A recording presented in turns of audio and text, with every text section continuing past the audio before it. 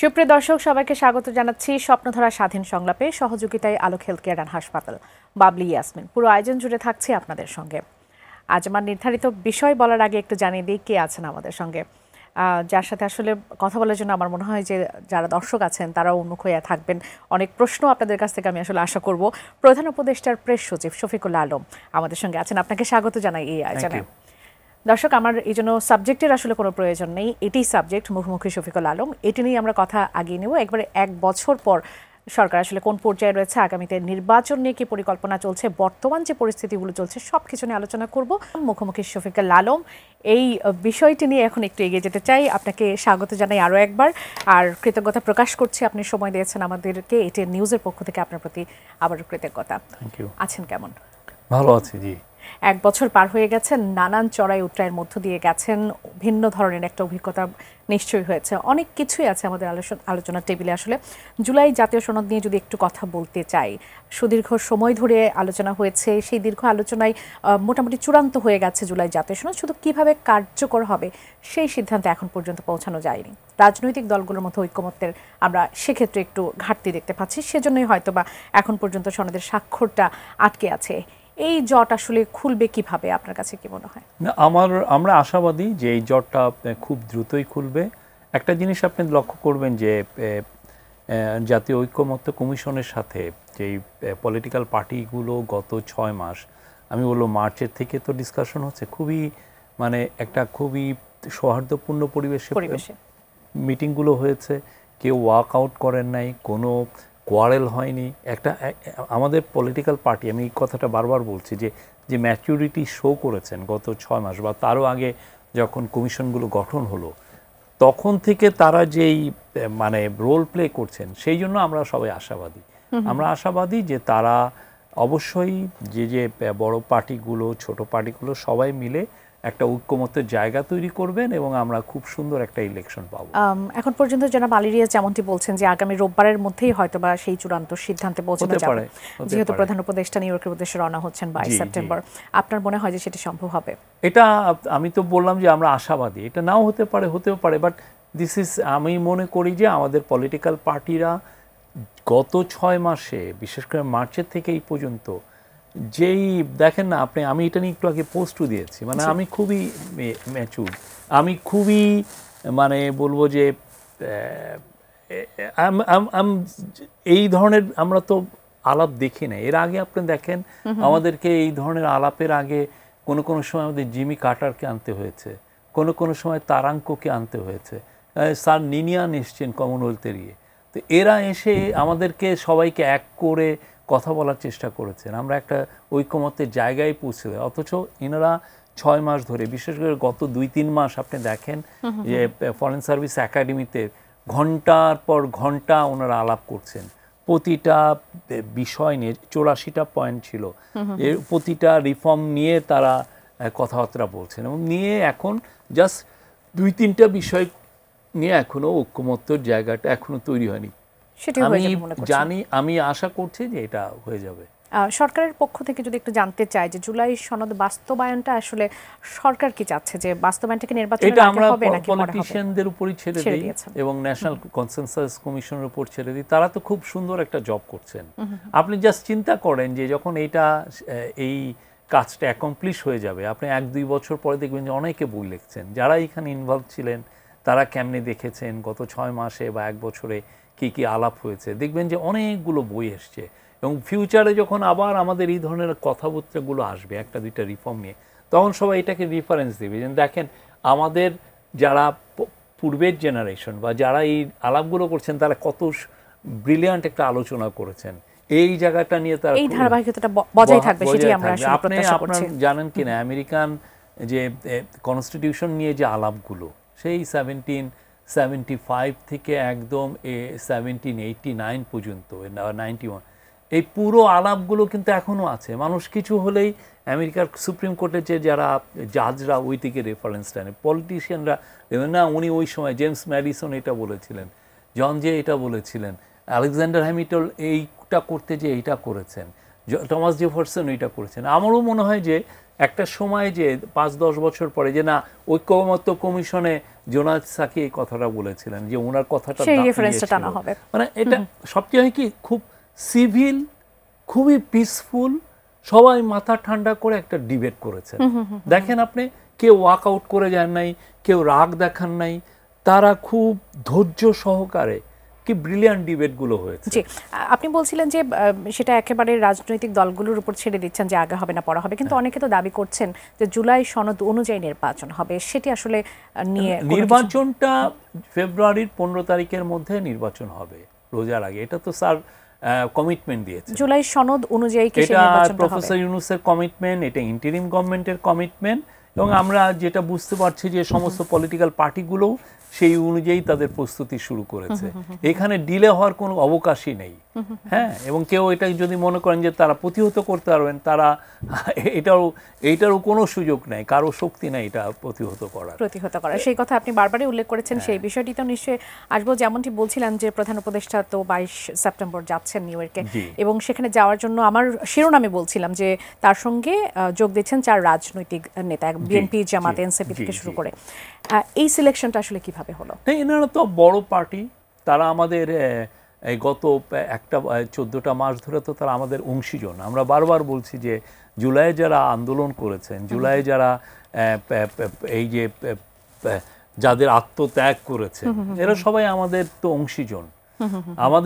আমরা খুশি হতাম যদি সবাইকে নিয়ে যাওয়া যেত, বাট আপনি তো বুঝেন লিমিটেশন তো আছে এই গভর্নমেন্টের, সেই জন্য আমরা জাস্ট সিলেক্টিভ 4 জনকে নিচ্ছি। এই আচ্ছা, নির্বাচনের প্রশ্ন যখন আসছে, আপনি দৃঢ়ভাবে বলেছেন, প্রধান উপদেষ্টা বারবার বলেছে যে আগামী নির্বাচনটা আসলে উৎসবের নির্বাচন হবে, আগামী নির্বাচনটা আসলে পেছানোর কোনো সুযোগ নেই, বারবার সেটি বলা হয়েছে। আপনি বলেছেন যে পৃথিবীর কোনো শক্তি নেই যে নির্বাচন ঠেকাতে পারে। এরকম কি আশঙ্কা কি কাজ করছে যে কেউ ঠেকাতে আসতে পারে?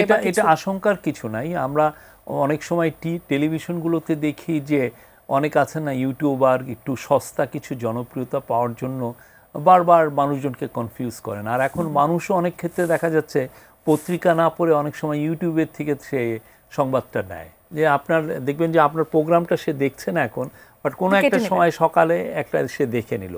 তো প্রোগ্রাম এই সমস্ত জায়গায় মিডিয়ামের থেকে এখন মানুষ বেশি ইনফরমেশন নিচ্ছে। তাহলে এই ধরনের আমরা প্রচুর ইউটিউবারকে দেখছি, প্রচুর লোককে দেখছি এই ধরনের বিভ্রান্তি ছড়াতে, হ্যাঁ না দেখবেন এই ফেব্রুয়ারির ইলেকশন হবে না।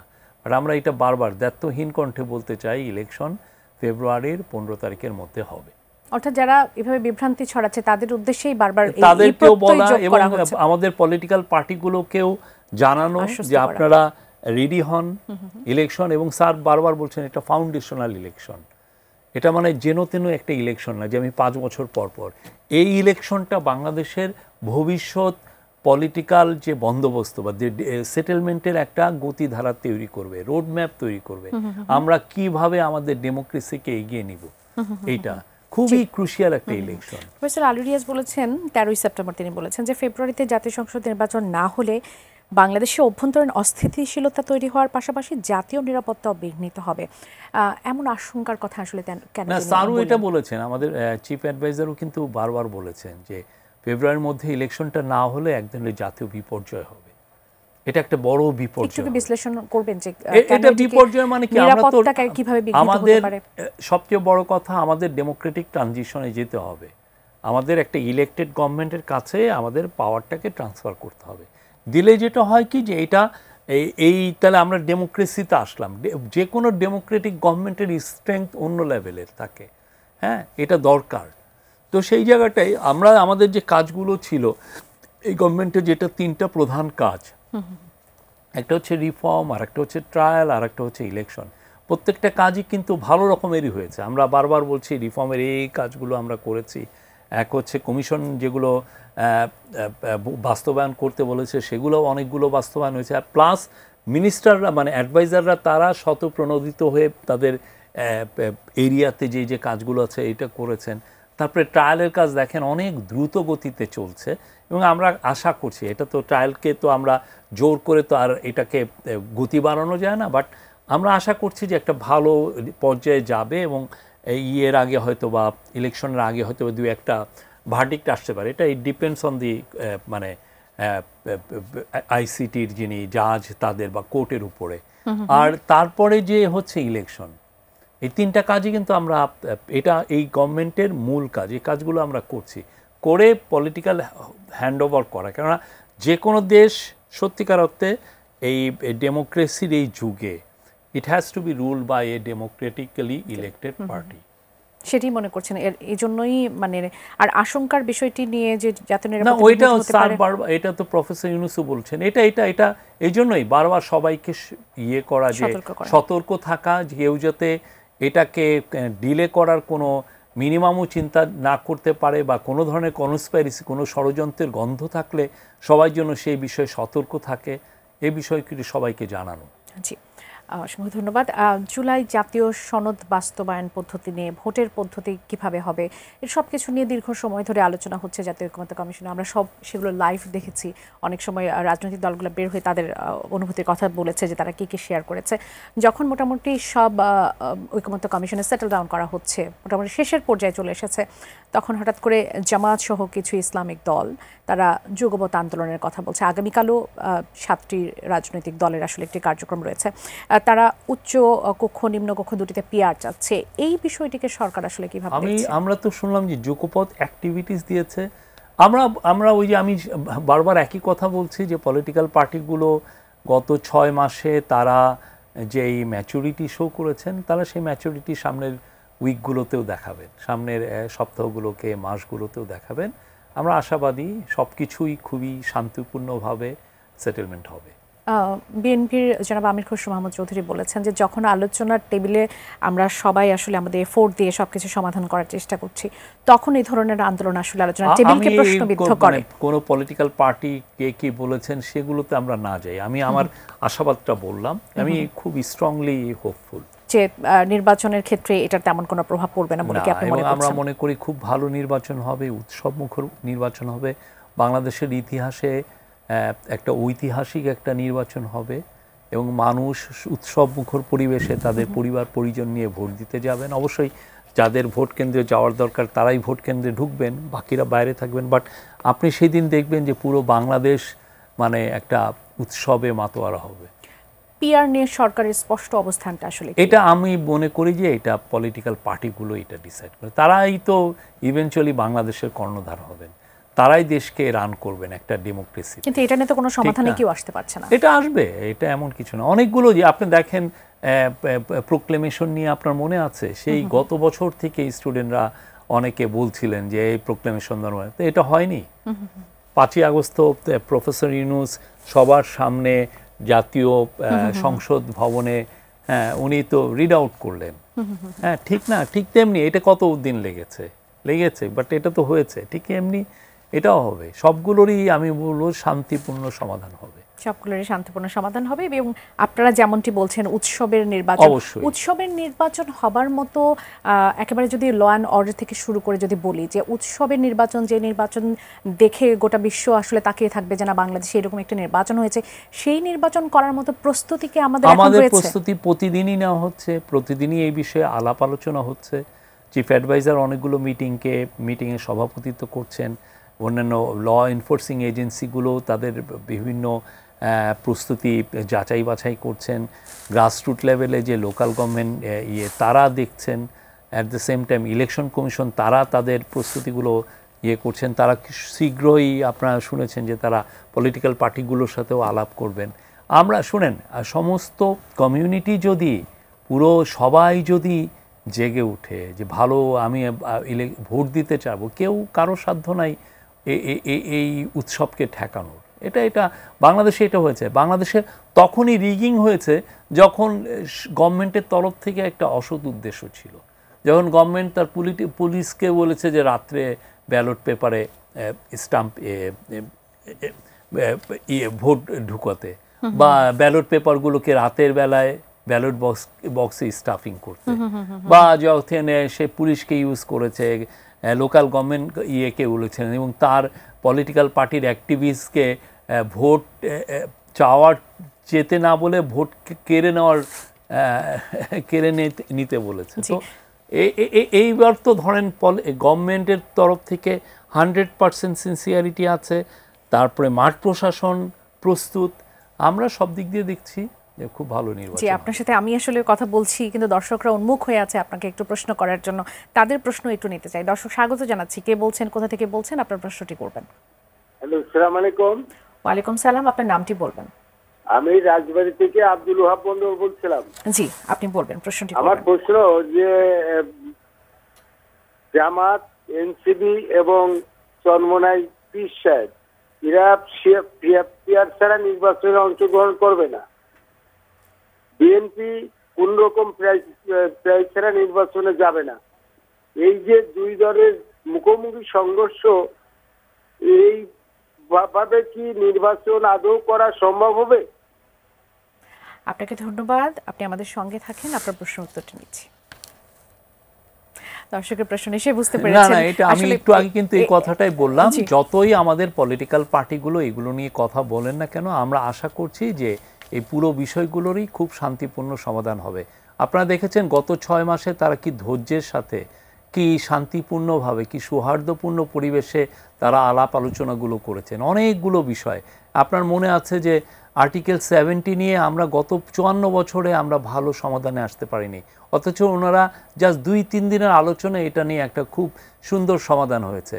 এখন যে পিআরের কথা এসছে বা যে কোনো ইস্যুই আসুক না কেন, আমরা খুবই কনফিডেন্ট, আমরা খুব, আমার দৃঢ় বিশ্বাস আমাদের যে পলিটিক্যাল পার্টিগুলো এই জিনিস এই বিষয়গুলো খুব তারা নিজেরা কথা বলে এবং কনসেনসাস কমিশনের সাথে কথা বলে একটা খুব ভালো একটা সলিউশনে যাবেন। একটা জিনিস খেয়াল রাখবেন, সবাই কিন্তু ভালোভাবে ইলেকশনে যেতে চাচ্ছেন, তো তার আগে এটাও তারা, আমরা মনে করি যে একটা শান্তিপূর্ণ একটা সমাধান সবার, যেটা অ্যাকসেপ্টেবল টু অল, এটা সবার জন্য হবে। আরো একজন দর্শক আছেন, তার প্রশ্নটি একটু নিতে চাই। দর্শক স্বাগত জানাই, কে বলছেন, কোথা থেকে বলছেন, আপনার প্রশ্নটি করবেন। ঠাকুরগাঁ থেকে আব্দুল মঈন সরকার বলছিলাম।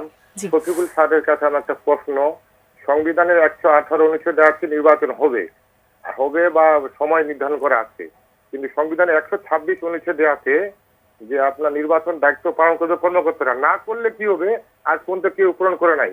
আচ্ছা, গণভোটের কথা বলি, সংবিধানে 8, 48, 142 অনুচ্ছেদে আছে গণভোট হবে, যেটা 1991 সালে হয়েছিল। আব্দুর রহমান বিশ্বাস আসছিল গণতন্ত্রে, কিন্তু আওয়ামী লীগ সবাই এগুলো উঠে দিয়েছে।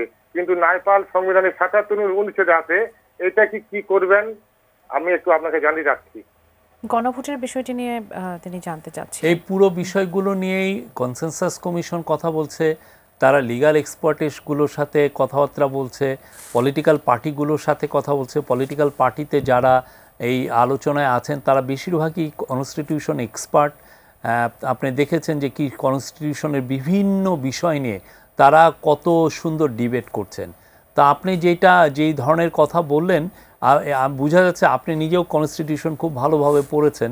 আমি আশা করছি এবং আমরা সবাই আশা করছি যে এই যে বিষয়গুলো আসছে প্রত্যেকটা বিষয়ই খুব ভালোভাবে শান্তিপূর্ণ একটা সমাধান হবে। এই মুহূর্তে একজন দর্শকও আছেন, তার প্রশ্ন দিয়ে এই অংশটুকু একটু শুরু করি। দর্শক স্বাগত জানাই, কে বলছেন, কোথা থেকে বলছেন, আপনার প্রশ্নটি করবেন। জি, আমি মোস্তাক আহমেদ মনির বলছি জামালপুর থেকে। জামালপুর থেকে আপনার প্রশ্নটি করবেন। আমার প্রশ্ন হচ্ছে শফিকুল স্যারের কাছে, সেটা হচ্ছে যে আমরা তো আসলে জনগণ বা ছাত্র জনতা মিলে তাদেরকে ক্ষমতায় বসিয়েছি, তারা আমাদের পছন্দের লোক, কিন্তু মানে ক্ষমতায় যাওয়ার পর শুধু রাজনৈতিক বিষয়, সংস্কার, নির্বাচন নিয়ে নানা রকম কাজ করতেছে। তাহলে আমাদের জনগণের জন্য আসলে তারা কি করছেন? প্রতিদিন বাজারে প্রয়োজনীয় জিনিসপত্রের, কাঁচা বাজারের দাম, সবকিছুর দাম ব্যাপকভাবে বাড়ছে। বাজার নিয়ন্ত্রণ আসলে তাদের কোনো মানে ভূমিকাটা আসলে কি, আর আমরা জনগণ তাদের কাছ থেকে কি পেলাম? অসংখ্য ধন্যবাদ, থাকুন আমাদের সঙ্গে, আপনার প্রশ্ন উত্তরটি নিচ্ছি। আমরা জিনিসপত্রের দাম কমানোর জন্য এই গভর্নমেন্ট যথেষ্ট এফার্ট নিয়েছে। যেটা আপনি যেই বাজারে আছেন সেটায় আপনি খুব যদি ভালোভাবে লক্ষ্য করেন, অনেক জিনিসের দাম গত বছরের তুলনায় কিছু জিনিস অবশ্য বেড়েছে, আবার অনেক জিনিস, অনেক খাদ্যদ্রব্য বা অনেক জিনিসপত্রের দাম কিন্তু কমেছে। এবং আমরা বলতে পারি যে আমাদের যে এই জিনিসটা বোঝার জন্য একটা ইন্ডিকেটর আছে, সেটাকে বলে হচ্ছে ইনফ্লেশন রেট।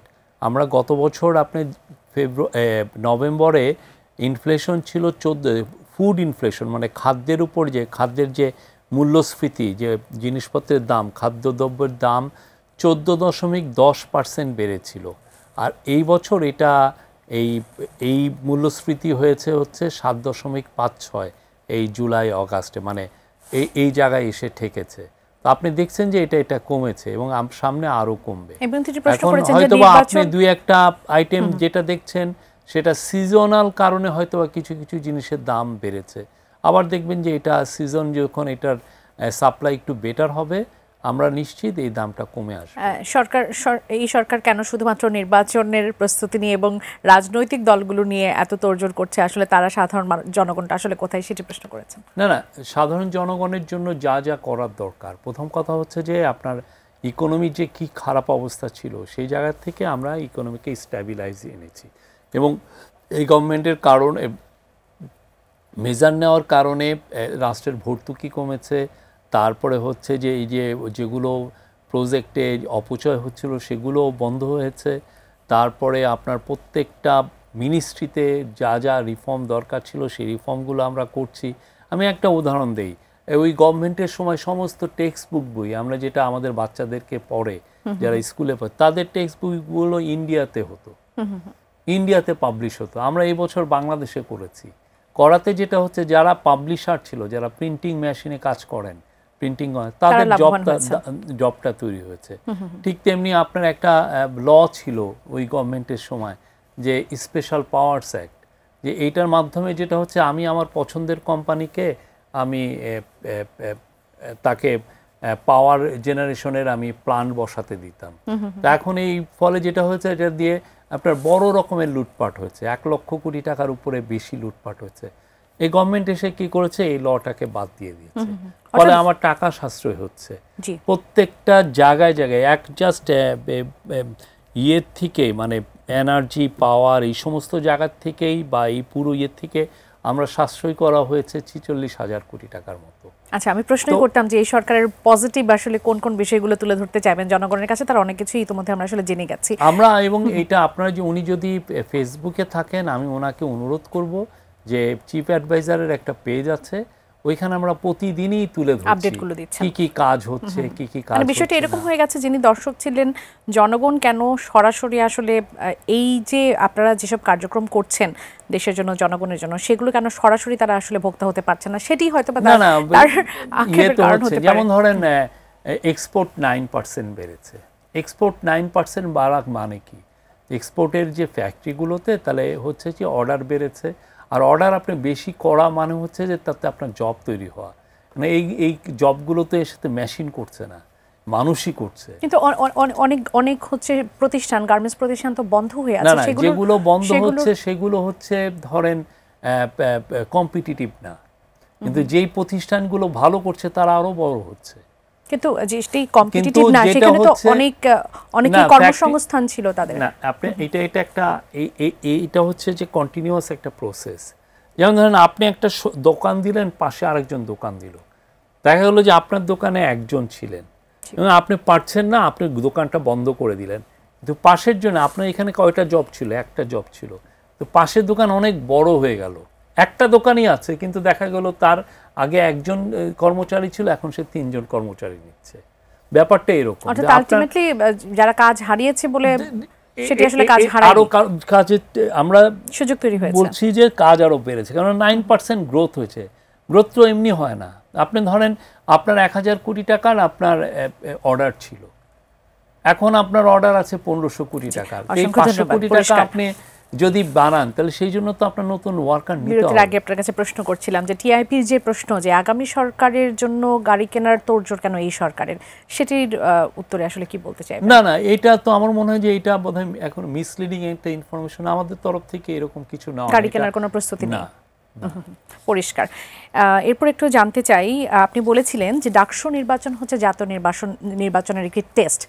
এই টেস্টটা আসলে কেমন টেস্ট, যে ভোটের পরিবেশ নাকি জয় পরাজয় কাদের হবে, বা না আমরা কে জিতলো বা কে পরাজিত হলো সেটা আমাদের বিষয় না। আমাদের গভর্নমেন্টের দায়িত্বটা কি একটা শান্তিপূর্ণভাবে একটা ইলেকশন করা। কিন্তু আপনি দেখেন এই পুরো ডাকসু বা জাকসুতে কোনো কি অশান্তিকর কোনো ঘটনা ঘটেছে? অভিযোগ তো অনেক আছে ছাত্রদলের পক্ষ থেকে। কোনো ধরনের কেউ মারামারি করেছে? কেউ বলেছে যে আপনার ব্যালট বক্স নিয়ে ছিনতাই করে রওনা দিয়েছে? সেই পরিবেশটা আপনারা নিশ্চিত করতে পেরেছেন? আমাদের দেখার বিষয় হচ্ছে যে শান্তিপূর্ণ পরিবেশে হচ্ছে কিনা। আমরা পুরোপুরি বলতে পারি যে প্রশ্নগুলো আসছে কারচুপি এটা খুবই মিনিমাল, এটা এমন কিছু না। এটা যারা অবজার্ভ করেছেন তারা কেউ কিন্তু এটাকে ধর্তব্যে আনে নেয়। আর দেখেন আমাদের টার্ন আউট কত, 70, 75, 80%। আর যদি সেই রকমের কারচুপি হতো পুরো ক্যাম্পাসে দেখতেন যে বন্যা বয়ে যেত একদম প্রোটেস্টে। ফেব্রুয়ারিতে নির্বাচনের বাস্তবতা নিয়ে আসলে কথা বলছিলাম, সেখানে আইন শৃঙ্খলা পরিস্থিতি এখন যে অবস্থায় আছে সেটি দিয়ে সে সময় আসলে উৎসবের নির্বাচন সম্ভব কিনা? আমরা এই জায়গাটা একটা জিনিস বলতে চাই যে আইন শৃঙ্খলা পরিস্থিতি অনেকে বলছেন যে অনেক খারাপ, কিন্তু আমরা কিন্তু স্ট্যাটিস্টিক্স দেখে যা বলতেছি, এবং স্ট্যাটিস্টিক এমন না যে আমি দেখছি আপনাকে দেখতে দিচ্ছি না, আমরা সবার জন্য এটাকে প্রকাশও করছি। আমরা এই স্ট্যাটিস্টিক্স দেখছি যে আইন শৃঙ্খলা কিছু কিছু জায়গায় অবশ্যই কিছু খারাপ হয়েছে, আবার কিছু কিছু জায়গায় ইমপ্রুভমেন্টও হয়েছে। এটা আমরা দেখছি যে মার্ডারের স্ট্যাটিস্টিক্স দেওয়া হয়। এই স্ট্যাটিস্টিক্স নিয়ে কি আসলে নির্বাচন সুষ্ঠু হওয়া সম্ভব? এটা আমরা মনে করি যে আইন শৃঙ্খলা পরিস্থিতি যথেষ্ট স্টেবল, এবং এই পরিস্থিতিতেই খুব সুন্দর একটা উৎসবমুখর পরিবেশ হবে বলে মনে করছেন। সংসদীয় আসনের যে সীমানা পুনর্নির্ধারণ করে গেজেট প্রকাশ করা হয়েছে, তারপর আমরা দেখেছি বেশ কয়েক জায়গায় বিক্ষোভ, ভাঙচুর, সহিংসতার ঘটনা ঘটেছে, কোথাও কোথাও হরতালের ঘটনা আমরা দেখেছি, মহাসড়ক অবরোধের ঘটনা দেখেছি। সরকার আসলে সেটিকে কিভাবে দেখছে এবং সমাধান কিছু কিছু জায়গায় এটা দেখেন, এটা পুরো বাংলাদেশে আপনি যদি গত ইলেকশন দেখেন বা আগের ইলেকশন, প্রত্যেক ইলেকশনের আগে এই ধরনের ঘটনা ঘটে। এখন এই যে সেটি বড় কোনো ইস্যু বলে মনে করছেন না? এটা ভেরি লোকাল একটা ইস্যু, এবং এগুলো নিয়ন্ত্রণে টাইম মতো নিয়ন্ত্রণে এসছে, এবং সেই বিষয়ে যারা যারা এই বিষয়টাকে সামনে রেখে আইন শৃঙ্খলার পরিস্থিতি অবনতি করার চেষ্টা করছেন বা করেছেন, তাদেরকে অবশ্যই আইনের আওতায় আনা হবে। আপনার যখন মেয়াদ শেষ হয়ে যাবে তারপর আপনার পরিকল্পনা কি? আমি তো জার্নালিস্ট ছিলাম, 30 বছর জার্নালিজম করেছি, আবার আমি জার্নালিজমে ফিরবো।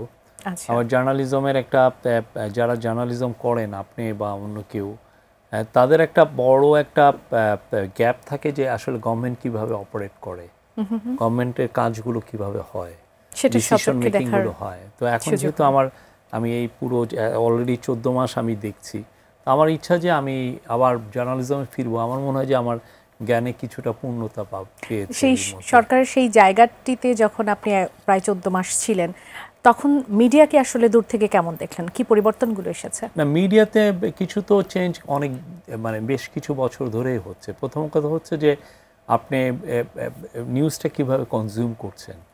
আমরা যখন বড় হচ্ছিলাম আমরা নিউজ কনজিউম করতাম নিউজ পেপার পড়ে, এখন তো নিউজ কনজিউমটা করে হচ্ছে ইউটিউব দেখে, এখন নিউজ কনজিউম করছে হচ্ছে ফেসবুক দেখে এবং বা ওয়েবসাইট দেখে। খুব কম অবশ্য ওয়েবসাইটও অনেকে ওই নিউজটা পড়ে না। তো ফলে যেটা হচ্ছে যে এখন এই নিউজ থেকে মিসলিডিং ইনফরমেশন বা ফেক ইনফরমেশন ছড়ানোর যে চান্সগুলো অনেক হাই। আপনি যদি ধরেন একটা সিনিয়র জার্নালিস্ট এসে আপনার সামনে আপনার এই শোতে একের পর এক মিথ্যা কথা বললেন, আপনি কি তার মুখের উপরে বললেন যে ভাই আপনি মিথ্যা কথা বলছেন? অনেক সময় আপনি ডিটেক্টও করতে পারছেন না যে উনি মিথ্যা বলছেন কিনা। তা আমরা যারা দেখছি আমরা বলছি হ্যাঁ উনি এত জলজন্ত মিথ্যা কেমনে বলছেন। তো ফলে এখন কিন্তু যে লোকটা গ্রামে বসে আছে, ধরেন আমি মাগুরার থেকে এসেছি, মাগুরার একটা ছেলে দেখে তো বুঝবে না যে এই সিনিয়র জার্নালিস্ট সত্য না মিথ্যে, সে তো ধরে নিচ্ছে সে সত্য বলছে, যা বলছে সত্য বলছে। হ্যাঁ, তো এই ধরনের একটা বড় একটা সমস্যা তৈরি হয়েছে এবং এটা সবাইকে ইনফেক্ট করছে। আপনি মিথ্যার উপরে অনেক সময় বসবাস করছেন, এমন ইনফরমেশন এই সম্পর্কে শুনছেন পুরোটাই হয়তো পরিবর্তনটা তো অতীব জরুরি। এটার জন্য একটা সেলফ রেগুলেশন দরকার। এটার জন্য আমরা যারা ইউটিউব বা যারা ফেসবুকে যারা, এটার জন্য খুব স্ট্রং মনিটরিং দরকার। কিন্তু এই মনিটরিংটা যদি আবার গভর্নমেন্ট করে তাহলে এক ধরনের শাসানো হয় না যে আমি এদেরকে শাসাচ্ছি, এটা মনে হতে পারে। এটা ইন্ডিপেন্ডেন্টলি মনিটর করা উচিত, বলা উচিত, ফ্ল্যাগিং করা উচিত যে না উনি এই তার 20 মিনিটের যে একটা শোতে আজকে 220টা মিথ্যা কথা বলেছেন। এটা একজন ইন্ডিপেন্ডেন্টলি কেউ করা উচিত, আমি না। আমি গভর্নমেন্ট থেকে করলে মানুষ সন্দেহ করবে যে যেহেতু এই সাংবাদিককে এই গভর্নমেন্ট পছন্দ করে না তার বিষয়ে আপনার ইচ্ছা আছে এটা নিয়ে কাজ করার জন্য? আমার ইচ্ছা আছে, জি। এটা আমার নিয়ে বাইরে প্রচুর কাজ হচ্ছে। বাইরে কিন্তু ফ্ল্যাগিং করে যে এই উনি 2.5 ঘন্টার একটা ইন্টারভিউ দিলেন, হ্যাঁ, বা ট্রাম্প নিয়েও ধরেন আপনি ট্রাম্প বা আমেরিকান প্রেসিডেন্ট বা অন্যান্য দেশের প্রেসিডেন্ট তারা কি তারা যে ভাষণ দিচ্ছেন ওই ভাষণটা কতটুক ওইখানে কিরকম ভাষণ, এটা নিয়েও অনেক কাজ হচ্ছে, সেটা নিয়ে আমাদের দেশে আসলে হওয়া জরুরি। আপনি দেশে কার্যক্রম নিষিদ্ধ থাকলেও বিদেশে আওয়ামী লীগের কর্মকাণ্ড সরকার নিবিড়ভাবে পর্যবেক্ষণ করছে এমন একটা কথা আপনি বলেছিলেন। সেই পর্যবেক্ষণ আসলে কোন পর্যায়ে রয়েছে? আওয়ামী লীগ এখন আসলে কি করছে বিদেশে? না, আমরা তো দেখছি যে আওয়ামী লীগের যারা পালিয়ে গিয়েছেন তাদের একটা গ্রুপ খুব খুব ভয়ঙ্করভাবে দেশে ইনস্টেবিলিটি তৈরি করতে চাচ্ছেন, দেশে এক ধরনের ক্যাওস তৈরি করতে চাচ্ছেন। আমাদের ল এনফোর্সিং এজেন্সিগুলো, আমাদের ইন্টেলিজেন্স এজেন্সিগুলো এ বিষয়ে খুবই সজাগ আছে। তারা যখনই এই ধরনের কোনো নমুনা পাচ্ছে সে বিষয়ে তারা অ্যাকশনে যাচ্ছে। যেগুলো আনলফুল কোনো কাজ অ্যাক্টিভিটি হলে সেক্ষেত্রে তারা ইন্টারভেন করছে, আইনের আওতায় আনতে চেষ্টা করছে। আর বাংলাদেশের মানুষও সজাগ এই পুরো বিষয়ে, আমরা এটা লক্ষ্য করছি। এই সরকারের অনেকগুলো কাজের মধ্যে গুরুত্বপূর্ণ একটি বিষয় ছিল রোহিঙ্গা ইস্যু নিয়ে কাজ করা। এই সরকার রোহিঙ্গা ইস্যুটিকে আসলে কোন স্টেজে রেখে যাচ্ছে? না, রোহিঙ্গা ইস্যু নিয়ে আমরা এই গভর্নমেন্ট যখন তার দায়িত্ব গ্রহণ করে আপনি দেখবেন যে রোহিঙ্গা ইস্যুটা কিন্তু একদম আমি বলবো যে পুরো এই আপনার কথাবার্তার মধ্যেই ছিল না, মরে গিয়েছিল ইস্যুটাই। ইট ওয়াজ অলমোস্ট ডেড, ঠিক না? সেই জায়গার থেকে আমরা এই প্রফেসর ইউনূস বারবার এটা নিয়ে কথা বলার কারণে তারপরে দেখেন ইউনাইটেড নেশনের চিফ আসলেন, উনি এসে রোহিঙ্গাদের সাথে রোজা রাখলেন, রোহিঙ্গা ক্যাম্পে গেলেন। তারপরে এই বছরের সেপ্টেম্বরে 30 তারিখে রোহিঙ্গা নিয়ে ইন্টারন্যাশনাল একটা বড় কনফারেন্স হবে নিউ ইয়র্কে, ইউএন জেনারেল অ্যাসেম্বলিতে। তো এই পুরো বিষয়গুলোর কারণে রোহিঙ্গা ইস্যুটা এখন আবার গ্লোবাল একটা কথা মারার মধ্যে ফিরে এসছে, গ্লোবাল হেডলাইনে এসছে যে কাজটা হচ্ছে। এটা নিয়ে আবার অনেকে সজাগ হয়েছেন, অনেকে এটা নিয়ে সচেতনতা বেড়েছে, মানুষের অ্যাওয়ারনেসটা বেড়েছে যে এই লোকগুলো যে ফরগটেন পিপল, এইটা যে একটা ওয়ার্ল্ডের one of the most persecuted people, সেই বিষয়টা এখনো অনেকের আবার আপনার লিভিং রুমে এই আলোকটা ফিরে এসছে। ফেরত নেবার যে বিষয়টি ছিল সেটিতে কি অগ্রগতি হয়েছে? এখন ফেরত নেওয়ার বিষয়ের একটা বড় বিষয় হচ্ছে যে ওইখানে এখনো সিভিল ওয়ার চলছে। সিভিল ওয়ার ধরেন রাখাইন স্টেটে মূলত আরাকান আর্মির সাথে মায়ানমার যে সেনাবাহিনীর একটা বড় রকমের এক ধরনের সংঘর্ষ চলছে। তো আমরা তো পারি না যে এর মধ্যে রোহিঙ্গাদেরকে আবার ফিরিয়ে দিতে। অবশ্যই রোহিঙ্গাদের এই পুরো ক্রাইসিসটার সলিউশন হচ্ছে রাখাইন স্টেটে, এবং অবশ্যই এইটা হচ্ছে যে এটা থ্রু হচ্ছে যে dignified voluntary return, safe return of the Rohingyas. আর যতক্ষণ ওইখানে সেফটির একটা পরিবেশ তৈরি হচ্ছে, ডিগনিফাইড রিটার্নের একটা পরিবেশ তৈরি হচ্ছে, পরিবেশটি তৈরি হলে তখন পাঠানোর প্রক্রিয়াটি সামনে আগানো যাবে। আর শেষ প্রশ্ন একটু করে, নিউ ইয়র্ক টাইমসের একটি প্রতিবেদনে বলা হয়েছে ধর্মীয় উগ্রবাদের উত্থানের যে আশঙ্কা করছে তারা বাংলাদেশে, সেটি নিয়ে আসলে আপনার পর্যবেক্ষণ কি? আপনি কি ধর্মীয় উগ্রবাদের কোনো একটা নমুনা পেয়েছেন? কয়টা এরকম ঘটনা ঘটেছে? আপনার কাছে মনে হচ্ছে না যে এরকম? না, আমরা এরকম কিছু দেখছি না। যেগুলো ধরেন কিছু মাজারে অ্যাটাক হয়েছে সেটা তো আগেও ছিল। এই যে কয়দিন আগে একজন ইমাম, পরিসংখ্যানটা কি অনেক বেশি নয়? আপনি পরিসংখ্যানটা মেয়েদের নিরাপত্তার বিষয়টি নিয়ে আমি আসলে প্রশ্ন করতেই পারলাম না, আমার সময় একেবারে শেষের দিকে। মেয়েদের নিরাপত্তার কয়টা ঘটনা ঘটেছে আপনি বলেন? উল্লেখযোগ্য বেশ কয়েকটি ঘটনা ছিল। বা এখন আমি যদি বলি ব্যক্তিগতভাবে, আমি এখন চলাফেরার ক্ষেত্রে আরো বেশি আমাকে সতর্ক থাকতে হয়। আমি তো এইটার কারণ কি আপনি কি ইসলামিস্টরা কি আপনাকে টার্গেট করেছে, এরকম কি কোনো ঘটনা ঘটেছে? অর্থাৎ এটা যে কেউ করতে পারে না, এটা আমার মনে হয় যে এটা যতটা না ঘটনা ঘটছে তার চেয়েও এটা এক ধরনের পারসেপশন তৈরি করার একটা অ্যাটেম্প্ট হয়েছে এই নিরাপদ না বা এটা আমরা মনে করছি যে সিচুয়েশন একটা ধরেন একটা রেভলিউশন হয়েছে, রেভলিউশনের পরে যতটা ক্যাওটিক হওয়া যায় তার কিছুই হয়নি বাংলাদেশে, এবং খুবই স্ট্যাবল আছে।